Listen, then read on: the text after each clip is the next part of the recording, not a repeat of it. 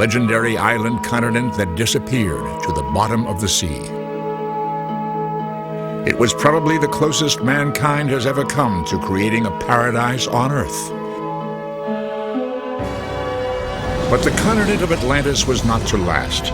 In a single cataclysmic event, the likes of which the world has never seen, the entire island exploded and sank into oblivion, taking its history and all its people with it. Could Atlantis have existed? Could there have been an Atlantis? The answer is yes. There could have been. It's not beyond the realm of possibility. For centuries, explorers have searched the globe for Atlantis. The island of Santorini in the Mediterranean seems to have been formed by a volcanic eruption. Scientists have discovered the long-buried ruins of an ancient civilization there. Could this be part of Atlantis? Thousands of miles away, the search is on beneath the Atlantic Ocean near the infamous Bermuda Triangle. There, divers have discovered a mysterious 2,000-foot wall. Could these be remnants of the lost continent? Some believe strange clues can be found in the Great Pyramids of ancient Mexico and Egypt.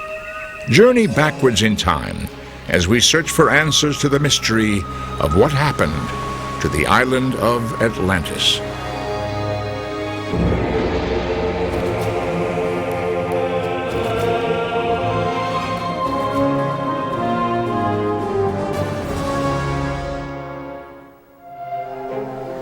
The fabled story of Atlantis, the island continent that disappeared beneath the sea, could not be more complex, its reputation more varied. Scholars pore over rocks and manuscripts. Explorers risk their lives searching for it. But for centuries, Atlantis has defied discovery. Yet the origins of the legend spring from a source that could not be more reputable: the ancient Greek philosopher Plato. We have all sorts of Atlantis legends that surround us today, and of course we have people today who claim that they had nuclear submarines and crystal power and laser beams and airplanes and things of that sort, and this is all the modern folklore of Atlantis. But in order to go back to the story of Atlantis, we only have really one source, and that is what Plato was writing. It was toward the end of his life, in the 4th century before the birth of Christ, that Plato set down in writing the story of Atlantis, the only written account of it in all of antiquity. According to him, the account is fact, not fiction. If they did indeed exist, who were the Atlanteans? Where did they come from? What language did they speak?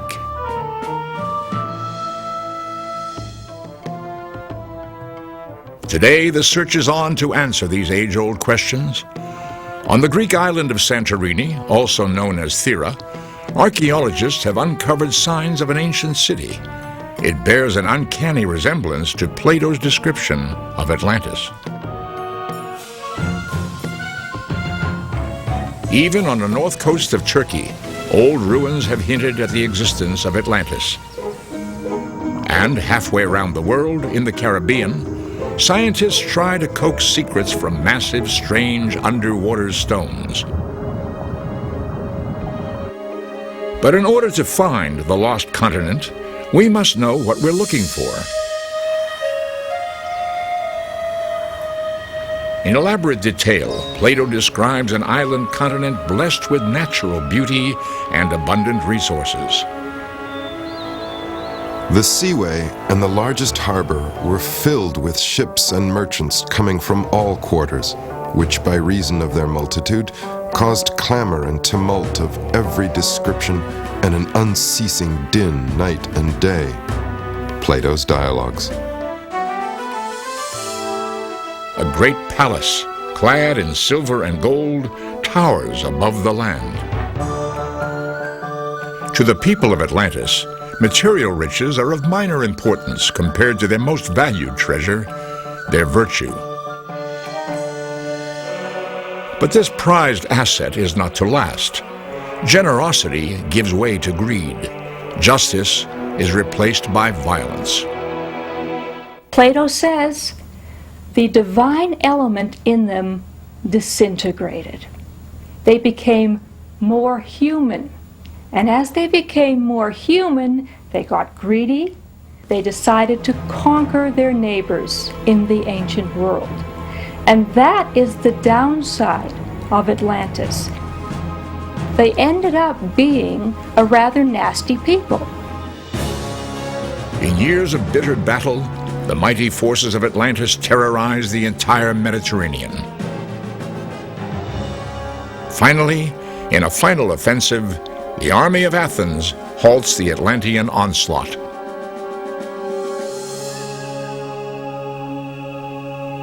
But this is a mere foreshadowing of their ultimate fate, for the people of Atlantis could not possibly have been prepared for what was to come. There occurred portentous earthquakes and floods, and one grievous day and night befell them, when the whole body of warriors was swallowed up by the earth, and the island of Atlantis, in like manner, was swallowed up by the sea and vanished. Plato's Dialogues. In a single day and night, an entire civilization vanishes into the sea, taking everything with it, forever depriving the world of its fabulous legacy. There's this Greek tragedy element, something that was beautiful and full of life and potential that vanished in a single night. We will never really know what they had to say. We won't know what their versions of Shakespeare were. They'll always be mute to us. Was Plato setting down history? Or was he merely creating a morality play? Or perhaps a combination of the two? The reason that Plato made this story was to make a moral lesson. What he wanted to tell his Athenian audience or his Greek audiences was that cultures that live beyond the measure of what is decent, cultures that indulge in excesses, especially in material excesses, are doomed. How is Plato's vivid tale to be interpreted? While told in graphic detail, it is nevertheless difficult for many to believe. Plato himself was reporting the story secondhand, a story passed down from his much-respected ancestor, the Greek statesman Solon, who lived in the 6th century BCE. In fact, the entire foundation of the Atlantis legend rests upon an official visit that Solon undertook to Egypt over 100 years before Plato's birth. The Egyptians were meticulous keepers of history, maintaining detailed records of the entire Mediterranean. But for the Greeks of Solon's time, all knowledge of their previous history had been destroyed by earthquake, flood, and war. And so it was that the Egyptian leaders take it upon themselves to reveal the story of Atlantis to Solon.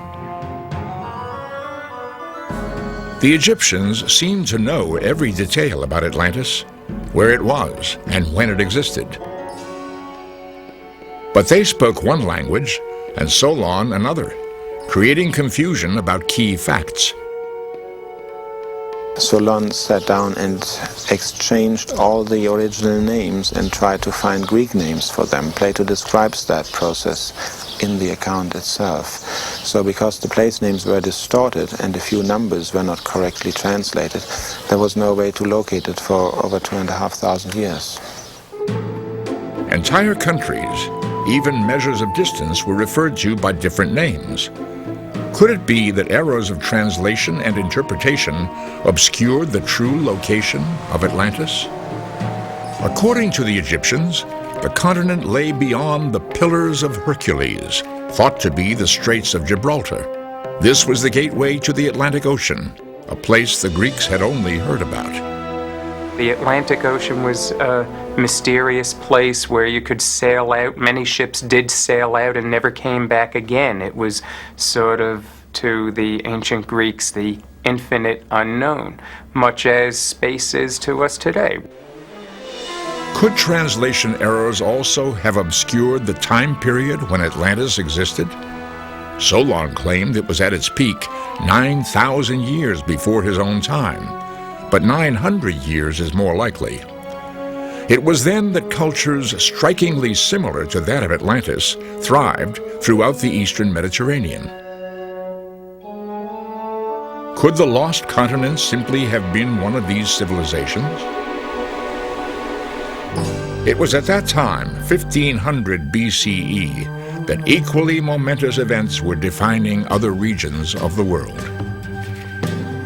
In China, scholars were developing writing on wooden or bamboo slips developed from pictographs. In Central Europe, tribes began to cremate their dead, storing ashes in pottery urns which were then buried. The Egyptians added copies of the Book of the Dead to coffins, hoping that a just life would bring immortality to the deceased.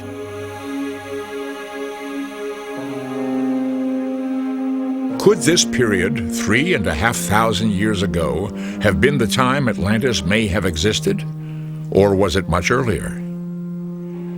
When we return, explorers uncover a spectacular palace and a perfectly preserved city.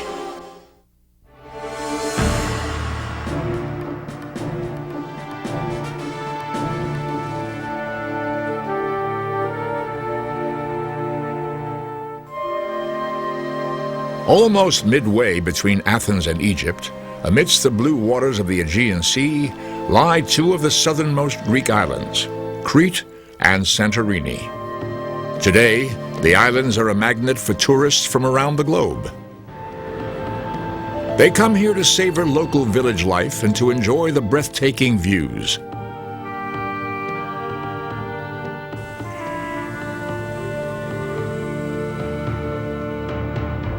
Santorini was once known as Thera. Its soaring cliffs speak of violent upheaval in ancient times. Once crowned by the tall peaks of a majestic mountain, the island is now but a remnant of its past. Where tour ships now ply blue waters, there was once miles of rolling landscape.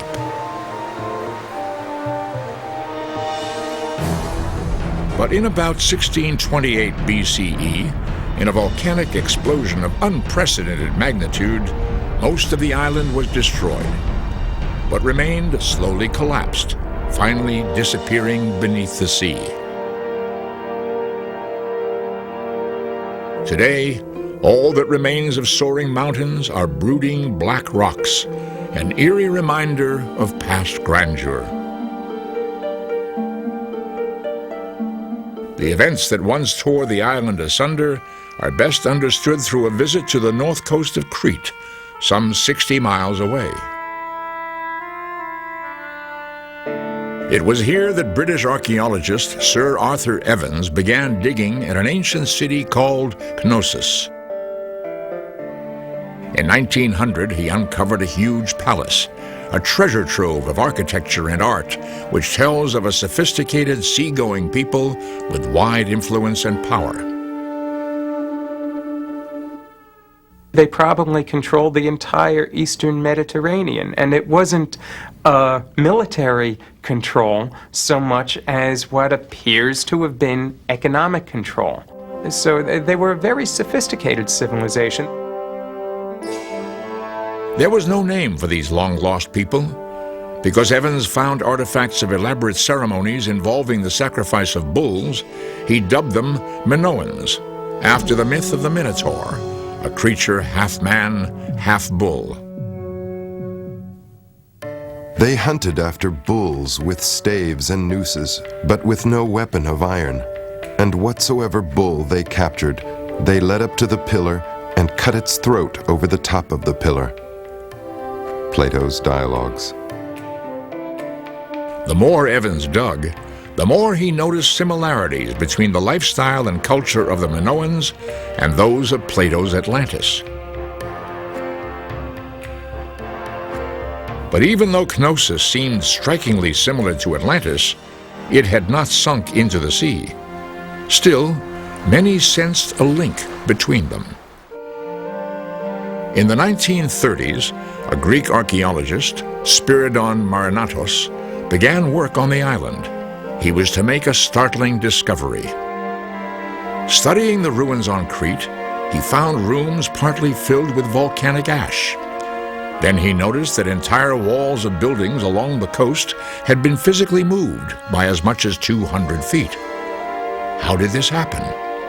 Were these signs of violent invasion or something more sinister? This is not what invading people do. And he kept getting this picture of a tidal wave coming through the area and dislodging these stones and dragging them. And he kept looking in the direction of the island of Thera. Studying accounts of earlier volcanoes and tidal waves, Marinatos realized it was possible that an eruption on Thera could well have set off tidal waves strong enough to move huge stone walls on Crete, 60 miles away. Geologic evidence shows that around the 16th or 17th century BCE, the volcanic mountain that once graced the center of the island erupted violently, spewing dust and smoke high into the upper atmosphere. We know it was one of the most violent volcanic eruptions ever since human beings have been on this planet. We might have had what we call today a nuclear winter because there was so much dust in the atmosphere that temperatures might have fallen. Observers as far away as China wrote of darkened skies that obliterated daylight and chilled the summer. More than 3,000 years after the eruption occurred, Marinatos stood surveying the island, his keen eye searching for telltale clues. If anything could have survived the catastrophe, he was convinced he would find it. He sensed a connection to Crete and through it to Atlantis. No one would accept this theory, not even Marinatos himself, unless he found anything less than a Minoan city immediately underneath the volcanic ash. So he started searching on the island of Thera. His search was temporarily interrupted by war and lack of funds. But 25 years later, in the 1960s, Marinatos' efforts brought results. There was a farmer that Spiridon Marinatos had made friends with, and the farmer had been curious about these peculiar sinkholes on his property. And one day he was on his donkey and one of these sinkholes opened up right under him. And he fell into the earth and looked around and saw traces of pottery and a wall. And essentially, he and the donkey had just fallen through about 4,000 years of time into somebody's living room. Marinatos had discovered one of the most spectacular archaeological sites of all time, a Minoan city called Akrotiri. Structurally, it had been preserved by volcanic ash, tightly packed like the contents of a huge packing crate. The excavations now going on at Akrotiri are the most exciting excavations in the world, at least as far as I'm concerned. We have here a city that's been frozen in time, that exists exactly the way the people who lived there left it. You can walk through the streets of this town. You can look in their doorways and see the pots they were using before the destruction struck. You feel as though you're walking in a ghost town.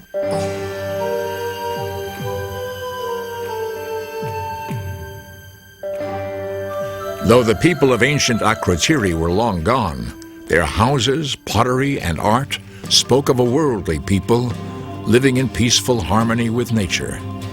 The most fascinating aspect of Minoan civilization is the art. And you see an exuberance there, an absolute love of nature. They love observing details of animals. You have swallows mating and feeding each other and heralding the spring. But at the same time, there's no shrinking from realism and violence. So you have the ideal and you have also the realities of life juxtaposed, and it's just a beautiful way of looking at life. With each new discovery at the site, the connection between Plato's Atlantis and these Minoan ruins intensified. Were the people of Atlantis and the Minoans perhaps one and the same? If there was a historical truth behind Atlantis, then what we're looking at is the Minoans are probably, in fact, almost certainly the culture that Plato was talking about. There is little doubt of their Atlantean roots among many people who live on Santorini today. Aware of the legend, they connected to their ancestors. Of course Atlantis was here.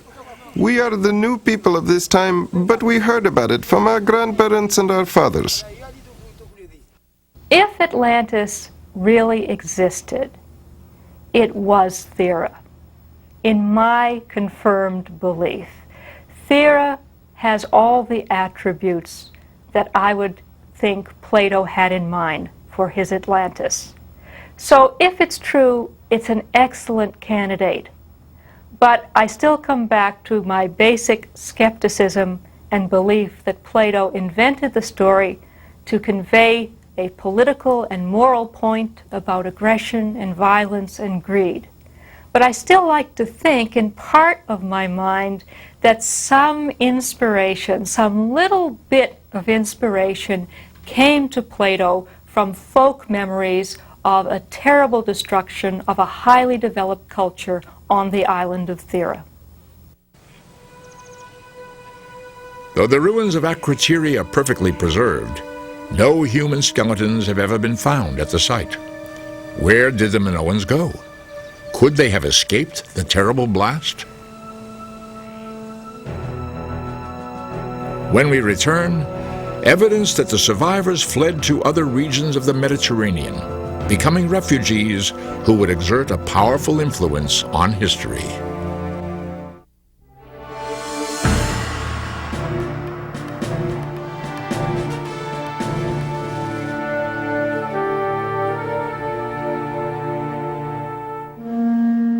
The mystery of Atlantis only deepens as we investigate the ancient people of the Mediterranean.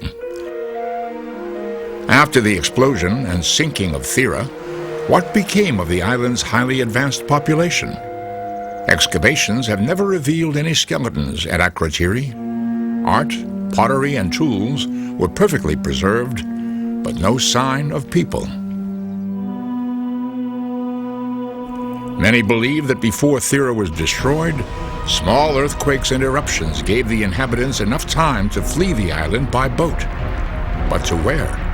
And what became of them? 300 miles away, at the headwaters of the Nile in Egypt, the ruins of an ancient settlement have been unearthed. Built by a technologically advanced society, it shows signs of Minoan influence, the same as the culture that once existed on Thera. Their presence in the region is also hinted at in another nearby place, in ancient Israel. Here, stories abound about a race known simply as the people of the sea. They were the infamous Philistines, believed by some to have come from the island of Crete. Does this identify the Philistines as Minoans, and therefore perhaps Atlanteans?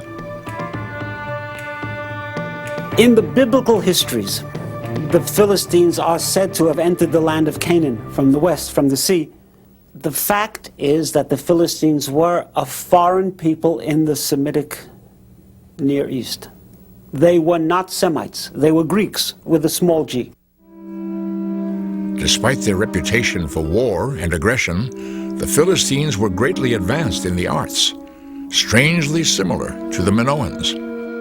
It's astonishing that in view of the fact that for most people in the world, the word Philistine means a boor and an ignoramus, the fact is that among the most beautiful things I have ever seen are precisely Philistine objects. Were these works fashioned by the very same hands as those who created the wall frescoes on Crete and Thera? Does the Atlantean legend intersect the great Philistine stories of the Bible?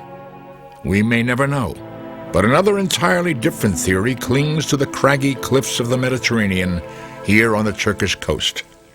Inland of the coast lie the ruins of yet another civilization, also destroyed during the Bronze Age. The place? the ancient city of Troy. Recent discoveries suggest that Troy, scene of the legendary Trojan War, may have been one and the same as Atlantis. There are numerous similarities between Homer's description of the Trojan War and Plato's account of Atlantis. Both of them mention 1,200 ships. Both of them mention chariots. Both of them mention bronze weapons. And they both describe in much detail how the armies were organized. The parallels are really overwhelming.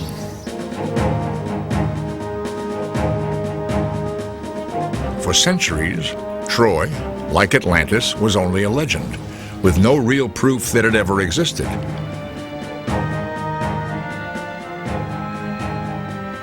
The poet Homer's description of the Trojan War in the Iliad was considered nothing more than just a good story. But in the 1860s, a wealthy German explorer named Heinrich Schliemann, armed with a copy of Homer's writings as his guide, doggedly began searching the Turkish coast, where the Mediterranean connects with the Black Sea. Within a year, he had unearthed a city that completely matched Homer's description. Troy leapfrogged from being a legend to a fact, almost overnight. Prior to Heinrich Schliemann, most people felt that the stories about Troy told by Homer and other poets were fanciful inventions. When Schliemann actually found Troy, it made everyone sit up and take notice and say, wait, maybe Greek mythology is not purely invention. The discovery of Troy fueled a fury of interest in Atlantis. If Troy could be found, why not Atlantis? But even more tantalizing to those searching for Atlantis was the possibility that Plato and Homer could have been talking about the very same place. Might Troy not perhaps be Atlantis? Recent excavations reveal that ditches around Troy match Plato's descriptions of concentric waterways around the Atlantean capital city. Plato was not a technician or anything like that. He was a philosopher, but he came up with a model, a description of a port system which made perfect sense. The ports were discovered precisely at the place where they should have been according to Plato's account. Beginning at the sea, they bored a channel right through the outermost circle, and thus they made the entrance to it from the sea, like that to a harbor, by opening out a mouth large enough for the greatest ships to sail through. Plato's Dialogues. The most compelling similarity between Atlantis and Troy was that of war. In Plato's text, the Atlanteans terrorized the entire Mediterranean, culminating in a long and brutal battle with the Greeks, similar to Homer's description of the Trojan War. In both accounts, the Greeks hold back the invading onslaught, finally freeing the region from the grip of terror. Perhaps this explains one of the mysteries of Plato's account of Atlantis, his abrupt ending to the story. Plato's Atlantis account stops in mid-sentence, and it's one of the mysteries surrounding it. The whole account gives the impression of something that's polished and edited, but that wouldn't explain why he stopped it. Could it have been that once Plato realized his account was one and the same as Homer's account of Troy, he decided to abandon its writing? Plato went on to write one more of his famous dialogues, but not another word about Atlantis. Meanwhile, the stones of Troy loom in hushed silence upon the landscape, raising only more haunting questions that may never be answered. There are those who believe that the quest for Atlantis has been carried out in all the wrong places. In the 1880s, the search for Atlantis would take a new turn, and then take the world by storm. But it would come from a most unlikely source. Ignatius Donnelly was a maverick of his time. A businessman by training, he spent one term in the United States Congress before losing a bitter re-election campaign. Depressed at his defeat, Donnelly found himself spending hours in the Library of Congress, soaking up books about history, archaeology, and ancient civilizations. He was also keen on the popular literature of the day, and was especially fond of the spirited science fiction adventures of Jules Verne. Back in his native Minnesota, Donnelly locked himself away for days on end, feverishly laying out on paper his own unique theory about the lost continent of Atlantis.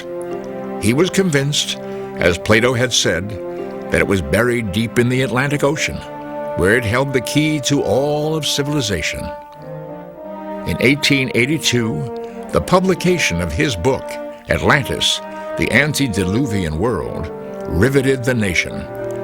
Translated into many languages, it outsold all other books and set off a worldwide mania about Atlantis. Here was a book in English that explained about a magnificent civilization that was lost and that could be found if we knew where to look. So he captured the public imagination. But he did it by investing Atlantis with qualities that Plato had never even imagined. Donnelly believed that all the world's mythology and history, even art and architecture, sprang from one common source. Could it be that all the great utopian myths, even the Garden of Eden, represented a universal memory of the single great land, Atlantis? Researching his subject in meticulous detail, Donnelly claimed that all the kings and queens of the world's great mythologies were in fact the lost royalty of Atlantis. He claimed that the Greek god Atlas, who carried the world on his shoulders, was one and the same as the Mexican Toltec god Quetzalcoatl. Both, he said, were variations of an ancient Atlantean god. In Donnelly's theory, even the concept of pyramids, both Mayan and Egyptian, sprang from Atlantis. And he said, well, if there are pyramids in Egypt and pyramids in the Americas, the pyramid, the idea of the pyramid, originated on Atlantis. And when the people left Atlantis, some went to Egypt and took their pyramid ideas with them, and some went to the Americas and built pyramids there. But is it possible that two societies situated thousands of miles apart could be linked to the same source? They both had the same astronomy, they both had the same calendars. There's a Mayan, one of their leaders, leaving from a volcano and going out into the sea, which is the same story that Plato told about Atlantis. Scholars now believe that Mayan and Egyptian civilizations flourished at vastly different times. But in the 1880s, Donnelly's writings were heralded as brilliant insights into the fate of Atlantis. People gravitated together who believed in Donnelly's version of Atlantis. Some of them were mystics and actually tried to contact the spirits of the deceased Atlantis. And we hear wonderful tales about seances, where people would sit around in a circle and hear the spirit of the princess of Atlantis speaking to them. The story of Atlantis also became fundamental to a growing interest in psychic phenomena and spiritualism that was sweeping the world at the turn of the century. At the forefront of this movement stood a strange and enigmatic figure, Madame Helena Petrovna Blavatsky. She was born in Russia in 1831. It was said that as a child, she talked with spirits in her sleep. As a young woman, she traveled the globe extensively.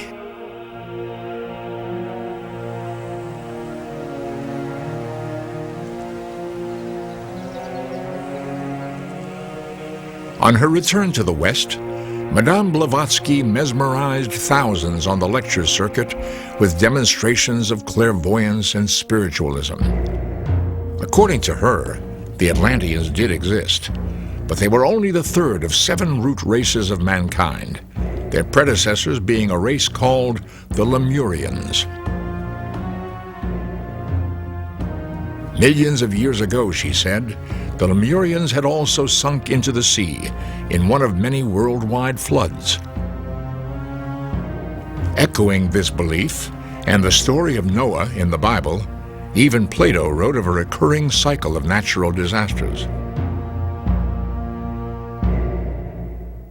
We have this kind of collective memory, if I can call it that, of a worldwide flood.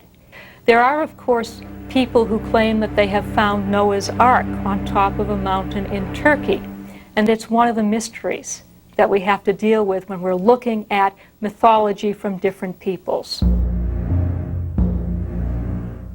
But in searching for Atlantis, evidence sometimes overshadows legend.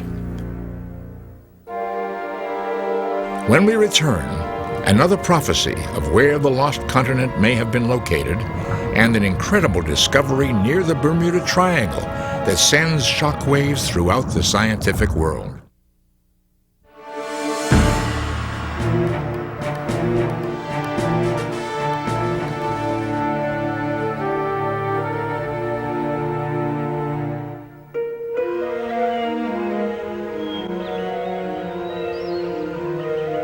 Over the centuries, theories about the location of Atlantis have come and gone. Rarely have any been backed by tangible evidence. But here, in the restless currents of the Bermuda Triangle, science and prophecy come together in an uneasy alliance. In the 1920s, the psychic Edgar Cayce was renowned far and wide for his uncanny ability to cure patients while in a deep state of trance. Then he turned his skills from medicine to other areas. Cayce began to speak of Atlantis, describing its great cities and advanced technologies. In time, while in trance, he attempted to identify where the lost civilization had sunk beneath the sea. One day, in 1939, he predicted that proof of Atlantis would be found in the waters off the coast of Bimini near Bermuda. Not only that, he predicted the exact year of its discovery, 1968. Precisely 29 years later, as prophesied, scientists flying over the shallow coastal waters of Bimini observed a massive submerged shape beneath the surface. Divers dispatched to the scene confirmed its existence. Almost 2,000 feet long, the object uncannily appeared to look like a wide wall or elevated roadway, its one end curving mysteriously into the shape of a gigantic letter J. Equally strange, the huge stone slabs appeared to be aligned in precise geometric patterns.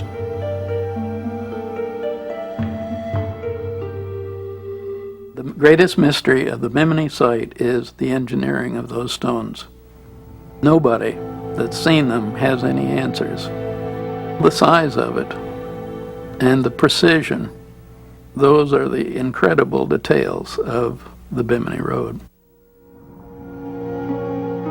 No one is yet clear about the origin of the strange structure. Are the stone slabs the work of man, or merely a highly unusual natural formation? Clearly these are now underwater. They may always have been underwater, or they may have been man-made and above water at some point, but when the Ice Age ended and the levels of the sea rose, then they would have been submerged. The age of the stones is unclear, but they appear to be artificially cut with exceptional precision. If man-made, who could possibly have built such a structure? The results of engineering on that site, Bimini, are are just as difficult to explain as half of the other megalithic sites in the world. Very quickly, I came to believe it was a harbor site, and that perhaps it had to do with a temple site within it. Was the Bimini Wall a sacred site? A place where prehistoric peoples once worshipped on dry land, gathering to seek harmony with the universe? Like Palenque in Mexico, Machu Picchu in Peru, and Stonehenge in England, was this once a place where people believed the cosmos and the earth to be as one? Such sites are all built in a manner suggesting sophisticated astronomical alignments with the stars and planets. Many believe their purpose was to tell the time to plant and to reap. But others are convinced that their purpose was more profound, an attempt to predict impending celestial collisions, impacts by meteors, or even worse. It was none other than Plato himself who first suggested a cosmological connection with the destruction of Atlantis. The story has the fashion of a legend, but the truth of it lies in the occurrence of a shifting of the bodies in the heavens which move round the earth. Plato's Dialogues. Could it be that a shifting of the bodies in the heavens refers to a comet or asteroid impact with the earth, triggering an earthquake and deluge that swallowed Atlantis? The type of event that may have wiped out the dinosaurs millions of years earlier? Perhaps destruction was a part of our distant past. Perhaps this underwater wall may someday tell us more about our own history. It may even reveal secrets which harken back to a distant time before history, when human beings lived in harmony with their universe in a kind of utopian paradise. The human race is full of wish fulfillments, full of dreams. We don't like to think our existence is pointless or purposeless. So the search for utopia, I think, should be put in this larger context of human needs, the things we need to keep us going. Aren't we also searching for a utopia? Isn't it fascinating to think of this super civilization which was destroyed? It's an ongoing fantasy. What was the past like? Was it really boring or was it exciting? And if it was exciting, how was it destroyed? And I think the Atlantis myth combines all these elements, the ring of credibility, the fantasy, and the invocation of an ideal past, a beautiful past. Was there a time when our ancestors were closer to the earth than we are now? A time and a place when humans interacted in a kind of divine harmony? It is the myth of Atlantis that compels us to wonder.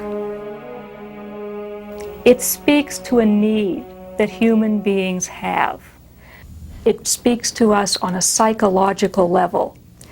What I mean by that is that we are all interested in the perfect society, in a world where people live happily and in peace, and that's the image of Atlantis.